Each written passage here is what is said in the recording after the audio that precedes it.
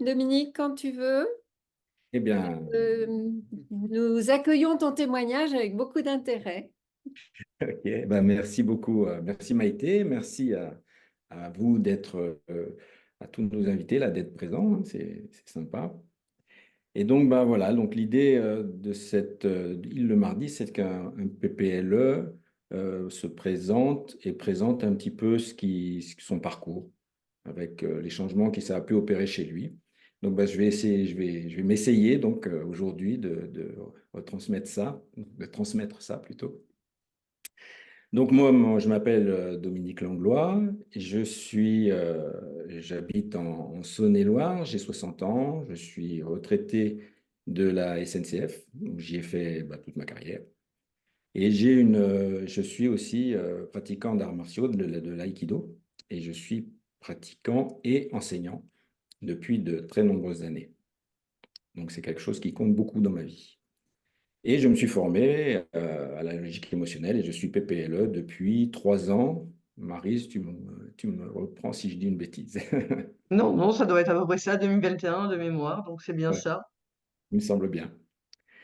Donc tout d'abord, ce qui m'a amené à me former, eh ben, j'ai écouté, sur les conseils de mon médecin de famille, hein, j'ai écouté une vidéo de Catherine sur YouTube. Et puis, en écoutant ça, je me suis senti vraiment très, très curieux et attiré en entendant les explications qu'elle donnait de l'émotion.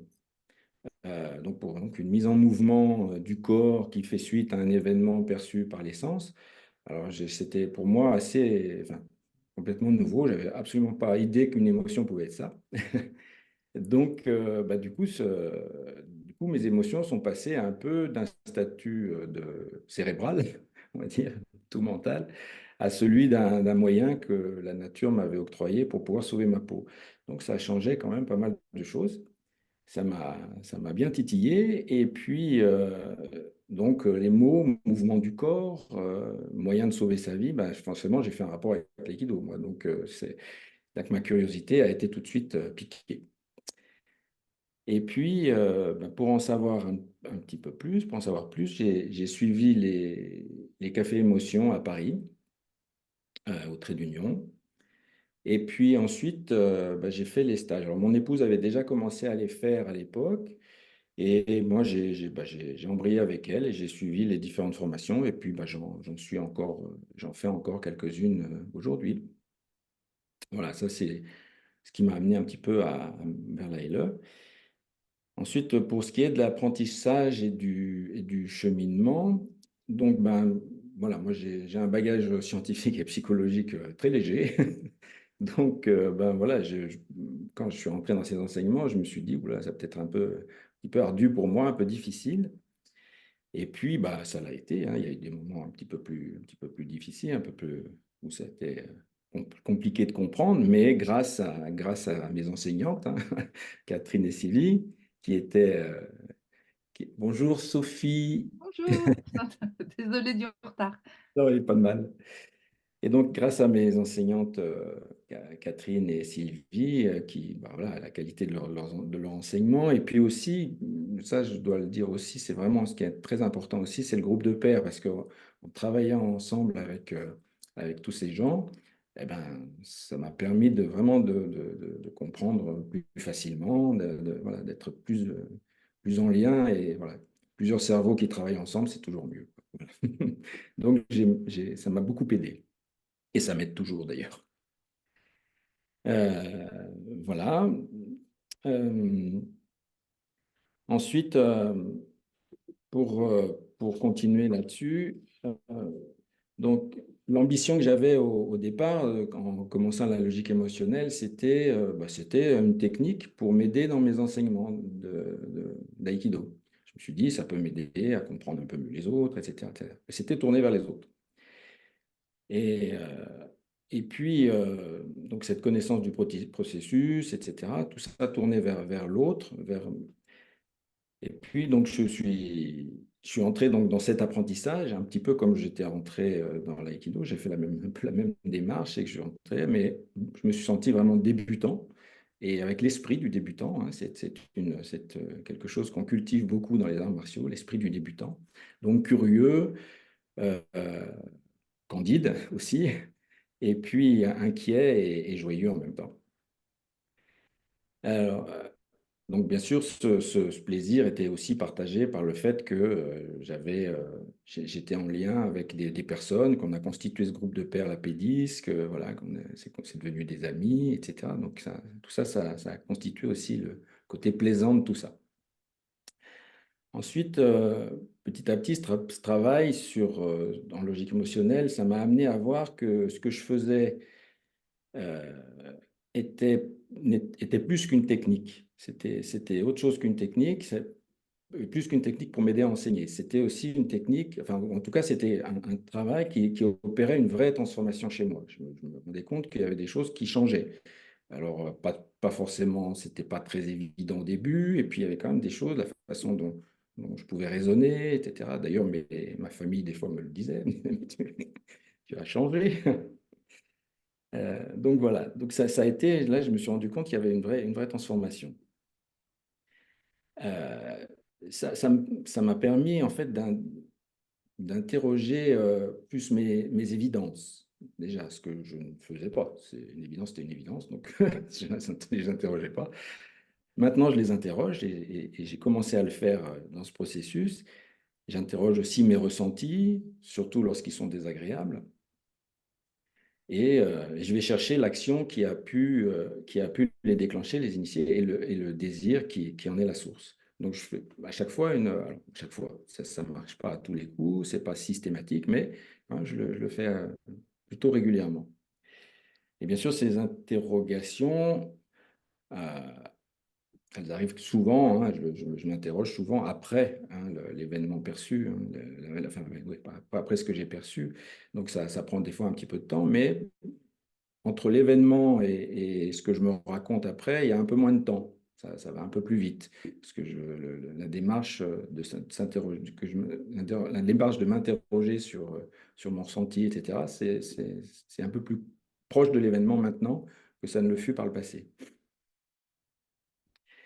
Et puis quelque chose qui a aussi un peu bouleversé ce cheminement, enfin qui a modifié, qui m'a modifié un peu, transformé, je ne sais pas comment je peux dire, c'est que j'ai compris que la valeur de mes croyances et de mes représentations, c'est qu'elles étaient équilibrantes pour moi, qu'elles étaient, voilà, que c'était important, qu'elles ont du sens pour moi, qu'elles sont équilibrantes pour moi, mais que ce ne sont que des croyances et des représentations, et qu'elles constituent hein, ce que M. Nakache appelle le cinéma intérieur, et qui est donc subjectif.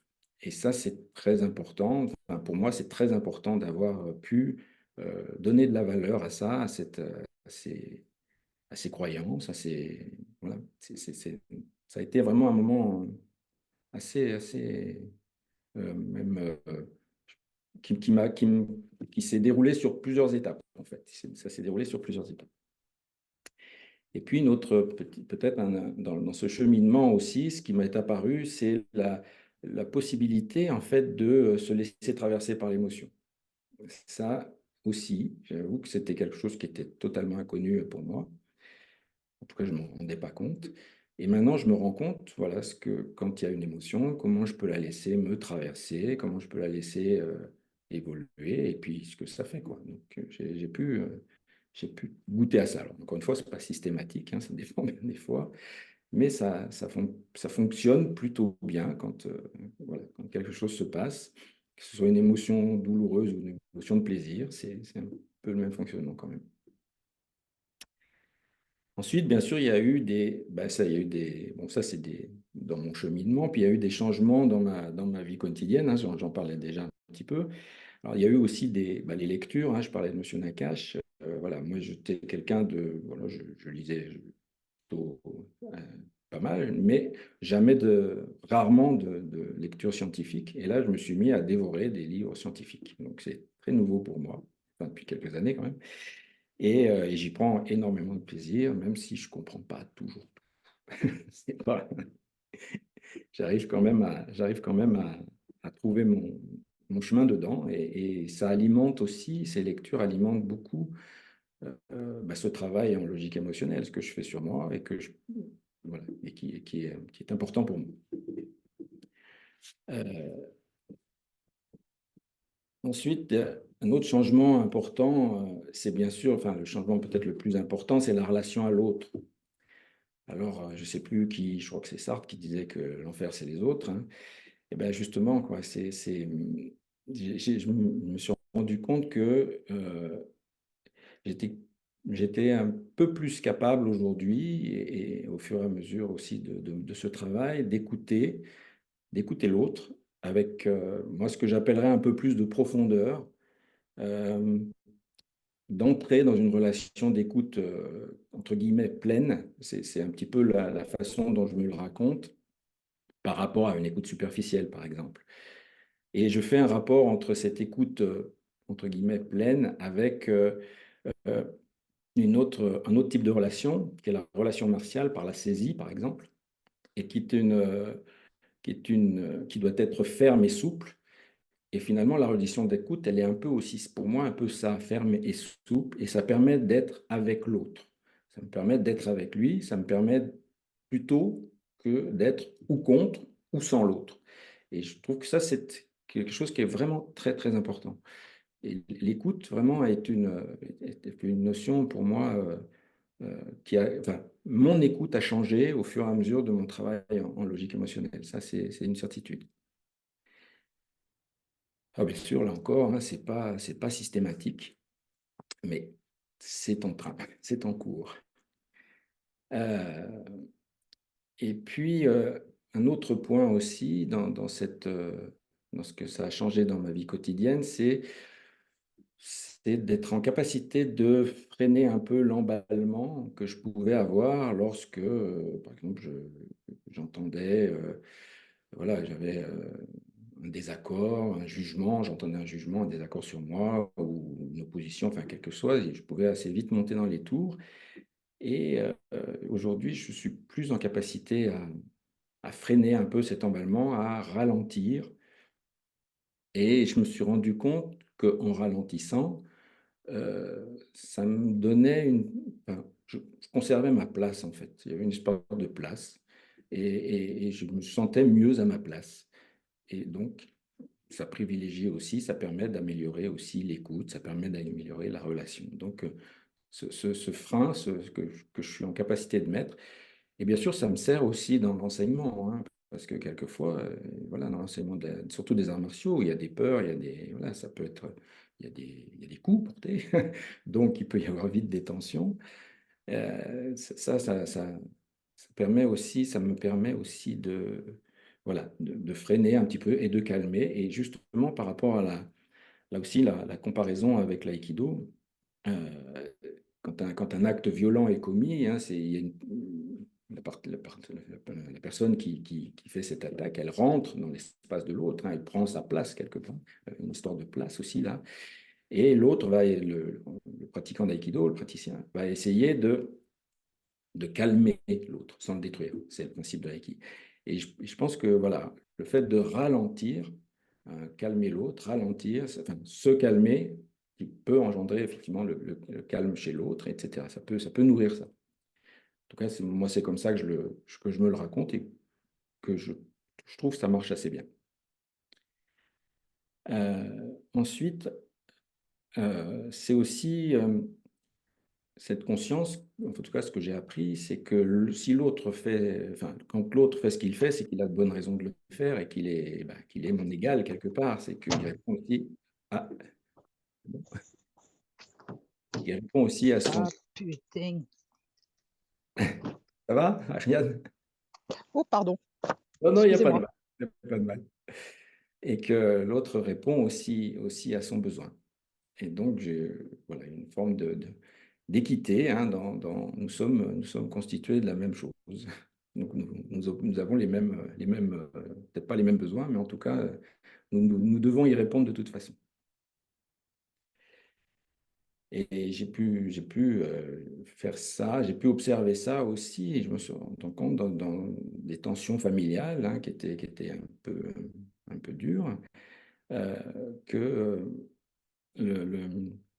de dire mon ressenti dans la situation, euh, ben, ça permet d'apaiser, ça a permis de m'apaiser moi, déjà, et finalement que tout le monde retrouve une place plus, plus juste, où le dialogue était à nouveau était possible, et où la relation, bien sûr, était conservée. Et ça, voilà, et ça c'est vraiment quelque chose qui, pour moi, compte beaucoup, d'être en capacité de faire ça, ce qui n'était pas toujours le cas par le passé, loin de là.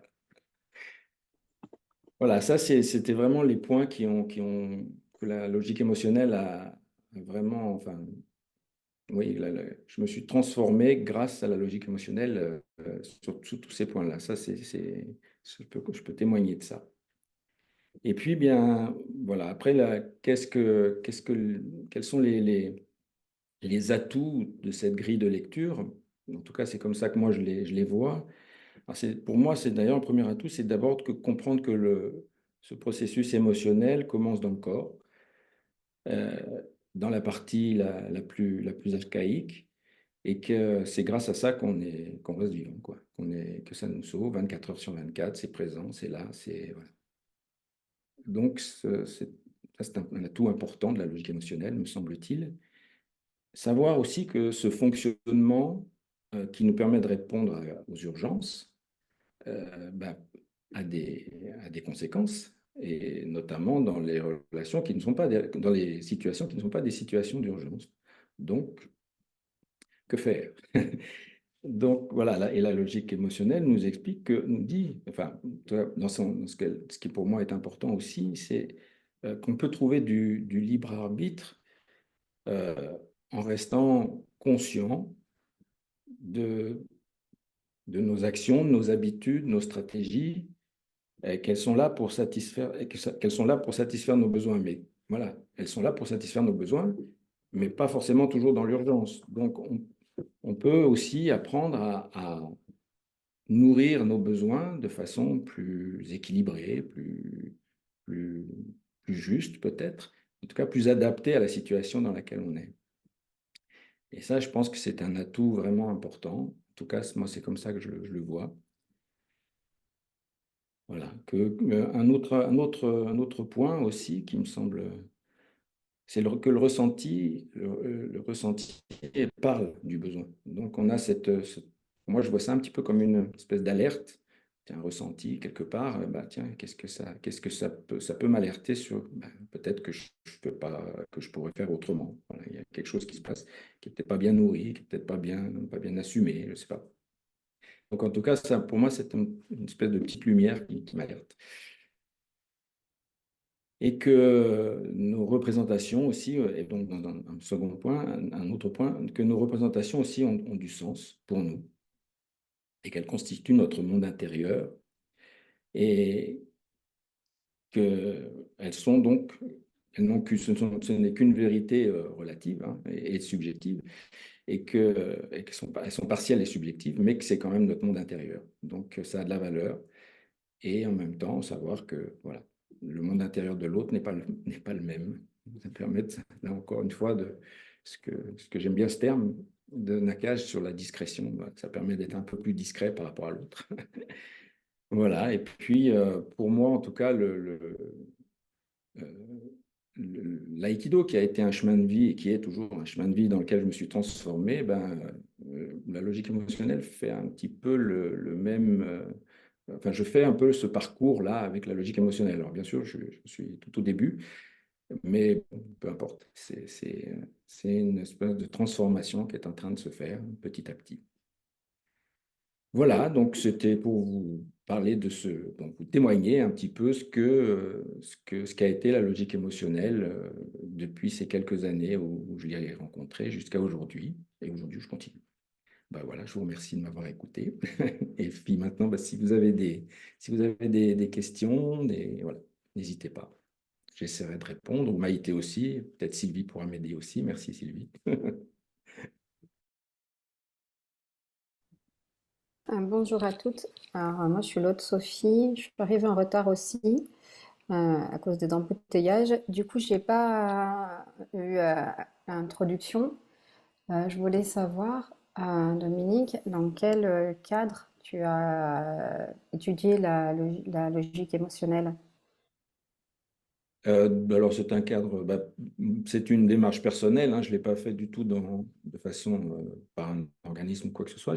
Comme je disais au début, j'ai trouvé, mon médecin m'avait parlé de la logique émotionnelle, donc j'ai regardé une vidéo sur YouTube de Catherine et les questions, enfin, la façon qu'elle a expliqué ce qu'était l'émotion.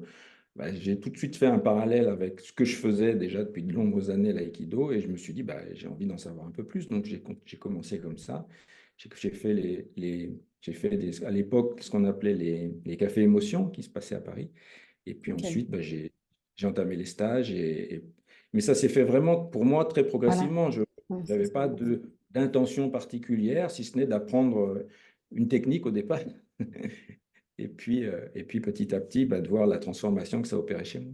D'accord. Du coup, c'était dans le cadre d'un développement personnel. C'est ça, Ok. c'est ça, Je tout à voulais, fait. Mm. je voulais faire. Et toutes les expériences les constats que tu as faits, que tu nous as partagés, tu les as vus apparaître sur quelle durée? Ça fait à peu près combien de temps? Ça fait 5 ans que je fais ça. Au début, voilà, je voyais pas trop, je tâtonnais, et puis il y a des résistances, j'avais des résistances, des choses voilà, ça se faisait pas, ça coulait pas de source Ouais, forcément. c'est ça. Et puis ce travail aussi, hein, j'insiste beaucoup sur le travail avec les groupes de pairs parce que je me suis vraiment imprégné de ce travail et de ce bain dans lequel j'étais. Et ça, et petit à petit, dans ce bain, voilà, c'est déroulé. J'ai pu voir apparaître chez moi quand même des choses. Je dis, tiens, oui, effectivement, avant, je faisais pas ça. Et puis, on m'en a témoigné aussi. Des gens qui m'ont témoigné de certaines choses. Ok. Oui, donc c'est un processus long. C'est un processus long. Ouais. Enfin, On en parle tout de cas, chez 5 moi. ans. En tout cas, chez moi. Ok. Merci.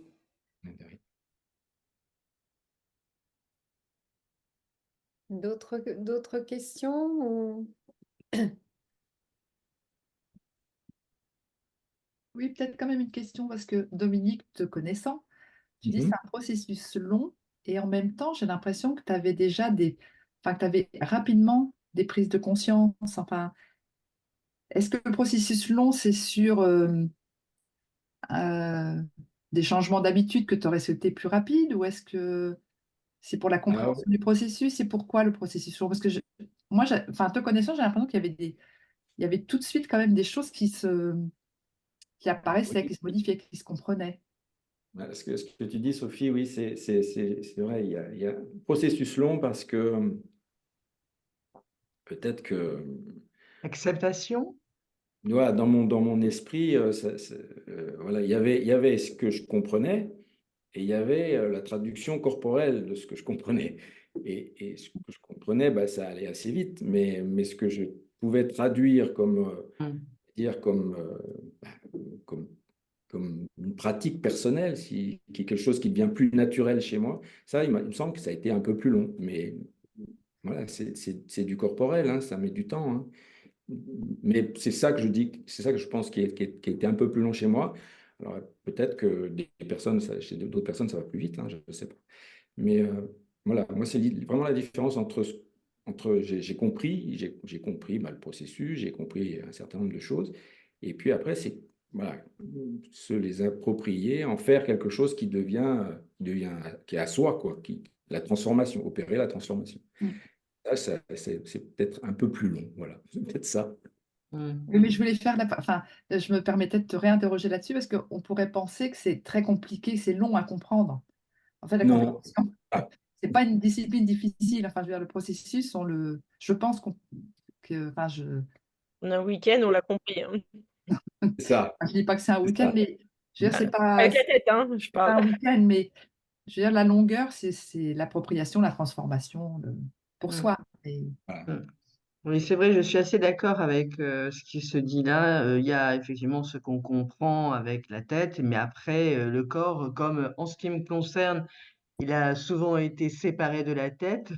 Il a fallu d'abord, dans un premier temps, que tout se reconnecte et de se dire, ah ben oui, mais ça doit infuser dans le corps, quoi. Ça doit, qu'est-ce que le corps, enfin voilà, ayant oublié pendant longtemps une écoute du corps, tout d'un coup, il vient pas au premier plan, mais au même plan que le mental. Et donc, du coup, ah ouais, d'accord. Donc, moi, je dirais plutôt, dans ma compréhension de la logique émotionnelle, c'est commencer aussi à faire connaissance avec les sensations du corps et, et surtout ces sensations nous alertent sur un certain nombre de choses qui jusque-là passaient pour ma part vite et très rapidement dans le mental en disant ah bah oui c'est parce que voilà l'autre ceci et cela alors que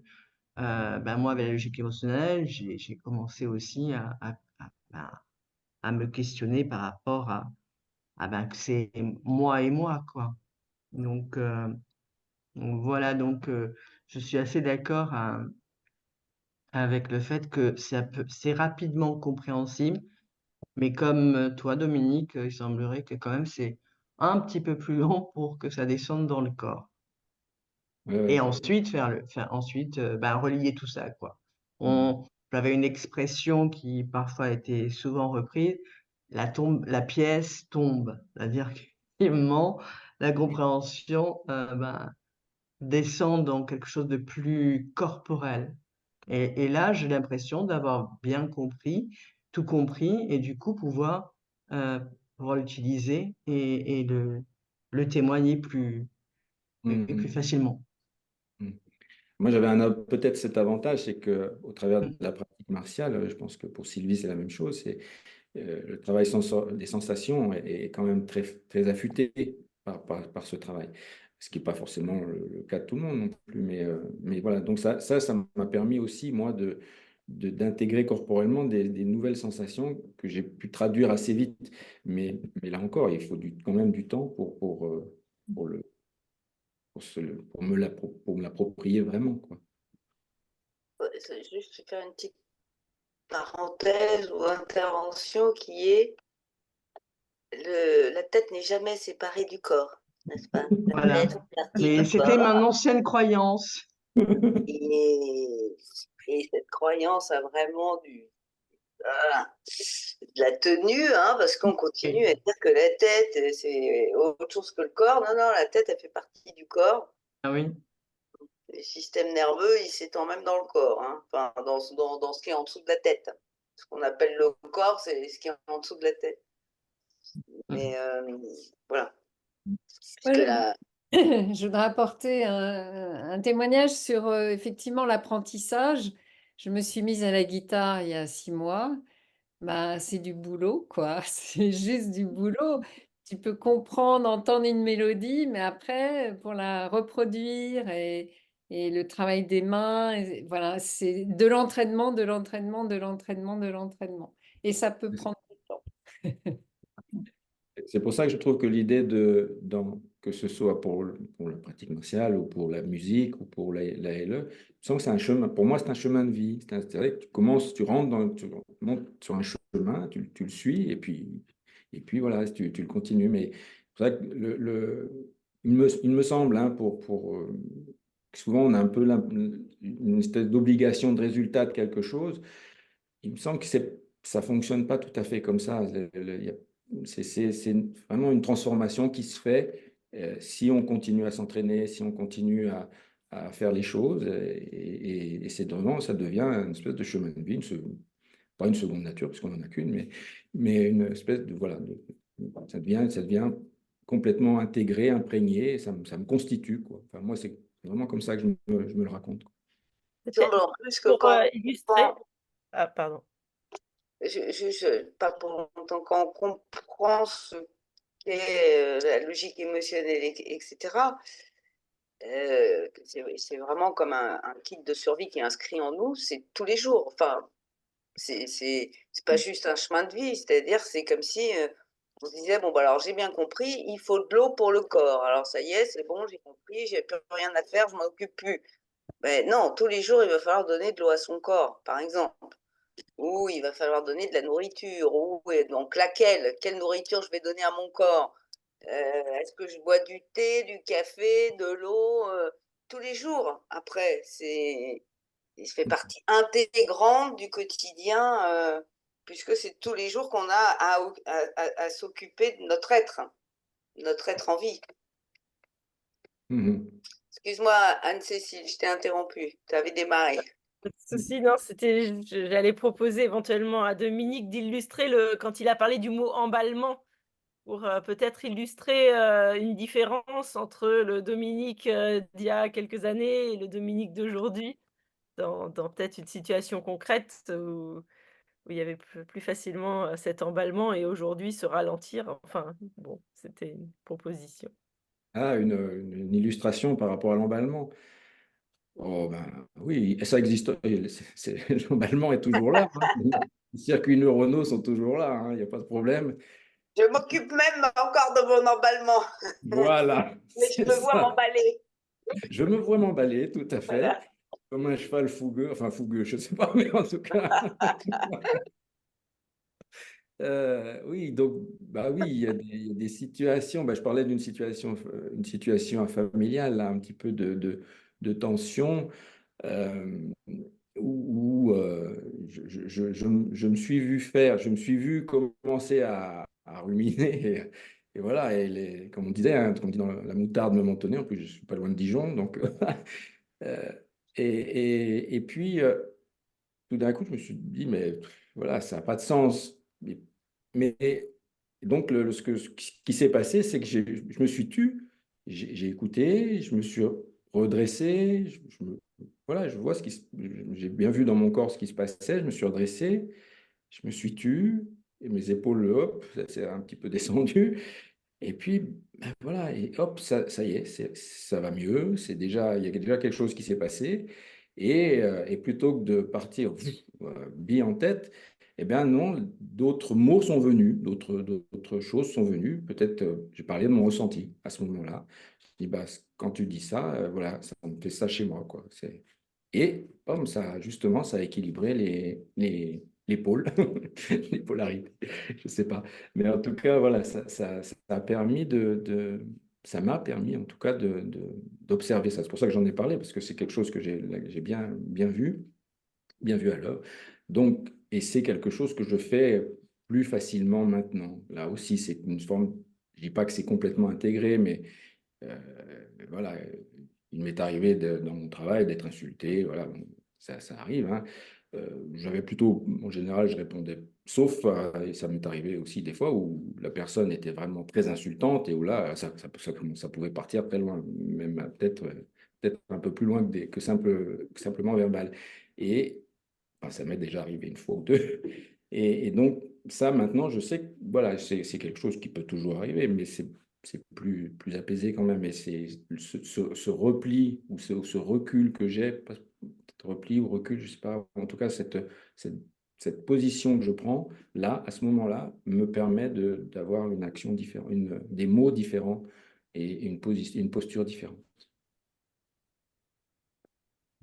Voilà, je ne sais pas si ça répond un peu à Oui, ton enfin, enfin, je pense que c'est ça. Enfin, ça fait partie des éléments concrets visibles, je pense, pour tout un chacun quand on est sur ce chemin de cette notion de ralentir et d'observer nos émotions et de les laisser les sentir passer comme se laisser traverser, etc. Donc, et c'est vrai que je pense que beaucoup viennent à la logique émotionnelle au départ aussi pour ça, parce qu'ils voient qu'ils ont des réactions, les réactions de défense, qu'ils regrettent après coup, parce que pour tout ce qu'elles peuvent, générer sur l'entourage. Donc c'est d'avoir conscience que c'est aussi ça qu'on vient C'est ça. apprendre à voilà, à vivre autrement. C'est ça ce que je disais dans les atouts, hein, c'est cette compréhension que ben, voilà, répondre dans l'urgence, c'est bien, ça nous sauve, mais ça ne suffit pas. C'est des fois un peu trop. Il faut peut-être aller chercher d'autres choses, quoi. Aller chercher.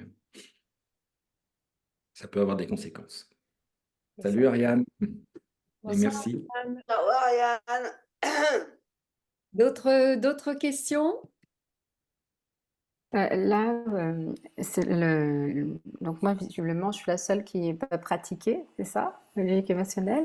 Vous avez tous été en contact avec la technique ou un apprentissage, ouais, ça.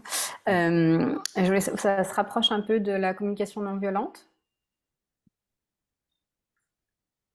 Alors là, je laisserai quelqu'un d'autre parler parce que moi, je ne suis pas.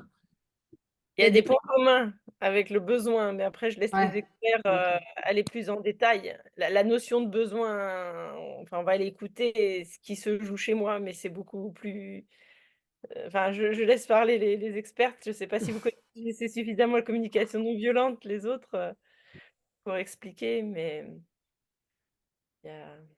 Disons que dans les deux cas, on analyse ce que c'est qu'une émotion, quels sont mes besoins, quel est mon système de croyances, etc. Donc ça, c'est pour les points communs. Et puis je crois que je vais laisser les autres répondre pour les différences. Sylvie, Maïté et compagnie. Sylvie, tu veux... Bah, je dirais que la communication non violente, comme son nom l'indique, c'est un système de communication avant tout, hein. Donc c'est-à-dire c'est un lieu qui interroge l'espace relationnel et comment je m'y prends pour rentrer en relation à partir de mes besoins, mes ressentis, etc. Et où au final on fait une demande. Voilà, la logique émotionnelle, c'est pas un processus de communication. La CNV, elle est très précieuse pour communiquer.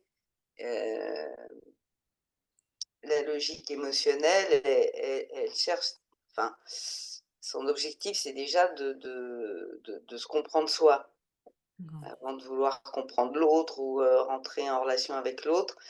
Et une fois qu'on a déjà mieux compris ce qui nous anime, de réfléchir à ce que je fais pour répondre à mon aspiration, à mon désir, à mon souhait. Voilà. Oui, c'est plus une Donc, c'est attitude. pas antinomique du tout, c'est juste que de la communication, c'est de la communication, quoi. C'est ce qui est commun entre nous, ça parle vraiment de l'espace relationnel. Dans les arts martiaux, en tout cas les arts martiaux japonais, on parle de ma. Le ma, c'est l'espace relationnel. C'est-à-dire qu'est-ce qui se passe entre moi et l'autre, et d'arriver à percevoir chez l'autre son intention, voilà. Merci Sylvie. D'autres questions?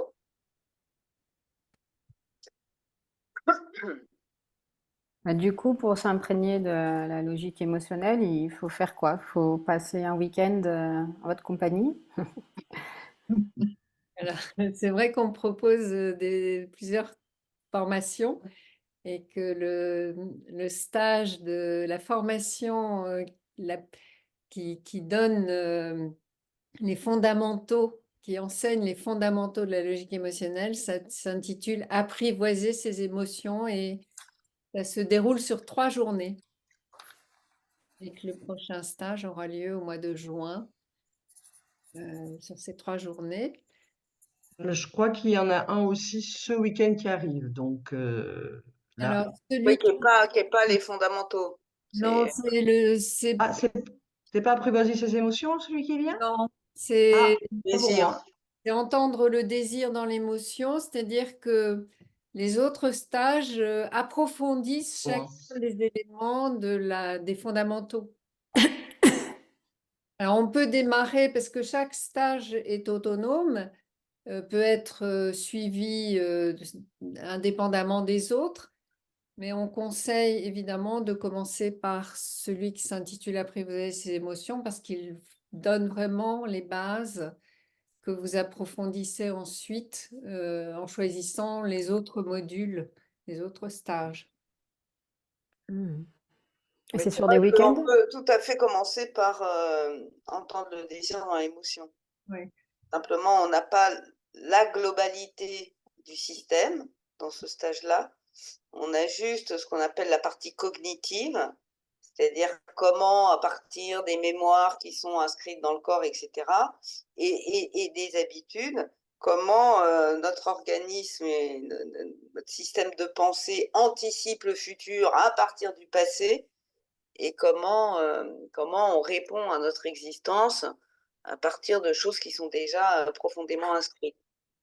Donc, il y a toutes les habitudes qui s'imposent à nous de manière un peu, voilà, comme on se lave les dents le matin, hein, on ne va pas réinterroger tous les matins s'il faut ou pas se laver les dents, mais il y a des habitudes qui sont un peu moins porteuses de bien-être et qu'on peut réinterroger. Voilà, et donc on regarde plus précisément comme, voilà, on repère à quoi je réponds quand je fais ce que je fais. Et donc, comment je peux ajouter quelque chose qui répond à mon désir, mais en ajoutant quelque chose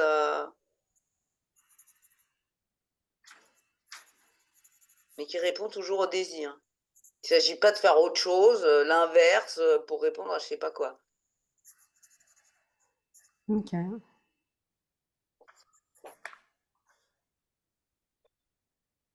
Donc voilà, donc c'est un stage qu'on peut suivre sans avoir fait les fondamentaux. Moi, j'ai connu une personne qui a fait tout le cursus et qui a fait les fondamentaux comme son dernier stage. Et qui était très contente comme ça, c'est Nathalie qui a fait ça. Nathalie Ah oui. Ah, qui est? Ah ouais. Et qui disait, ben, en fin de compte, je comprends beaucoup mieux maintenant que j'ai fait tous les autres. Je comprends exactement de quoi on me parle quand je fais les fondamentaux, ce qui n'aurait peut-être pas été sûr si j'avais démarré par les fondamentaux. Ouais, c'est ça. Alors, de toute façon, ça est certain. C'est pour ça que je disais tout à l'heure à Dominique, en fait, on peut avoir compris, mais après, c'est vrai, comme tu disais, c'est tous les jours que tu réinterroges. Et moi, j'avais cette surprise, enfin, je m'en doutais un peu, mais à chaque fois que je reprenais des modules que j'avais déjà travaillés en ayant entre-temps suivi d'autres, je revenais sur mon je disais, ah oui, oui, en fait, je ne l'avais pas compris comme ça. Et en fait, chaque chose, enfin, c'est comme tout ce qu'on apprend. Enfin, au départ, on capte certaines choses. Puis après, il y en a d'autres qui arrivent où on les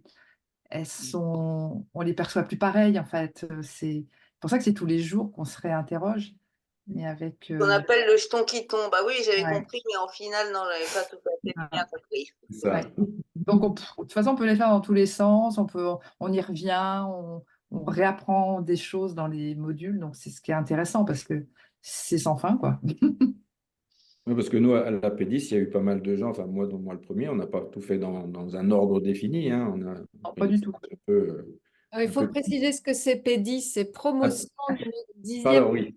voilà, dixième promotion de praticiens formés à l'Institut. Oui, oui, Et ce soir, nous sommes 3 de la P10. voilà.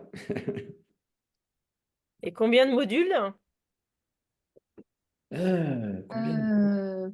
Là, il y en a 7 de base, hein. Oui, puis il y en a qu'on a fait 2 fois. Oui.